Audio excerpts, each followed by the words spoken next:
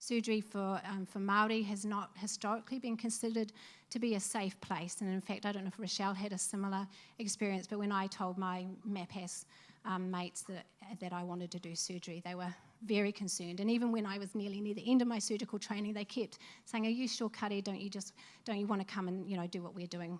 Whatever that was. Yeah, surely you've changed your mind and woken up. But a lot of the stuff that we were doing before was trying to demonstrate that we were a safe college and that this was a college that wanted Māori and Aboriginal and Torres Strait Island trainees. We have a number of career enhancement scholarships which are sponsored by Johnson & Johnson, and that's for medical students, for junior doctors, and then for people who are already on the training program.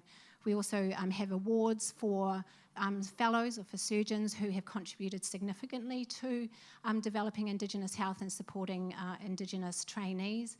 So that's people like Pat Alley, Jonathan Koya, and Andrew Hill, and others in Australia who have really been instrumental in, outside of all of this program, just trying to foster that kind of pathway for Māori and Aboriginal and Torres Strait Island doctors. We present at Te Ora Hui, and we go to Aboriginal to the AIDA, Aboriginal Indigenous Doctors Association conferences, just to get out there to show that we have a presence. There's something called at our ASC, which is our annual scientific congress. We have some kind of games for the competitions for the junior doctors called the Golden Scalpel Games, and there's an Indigenous team that clean up every time. And we also have this surgical pipeline, which in Australia is funded by the government. In New Zealand, we have one in Whangarei, and that's funded by the DHB through the Māori Health Department.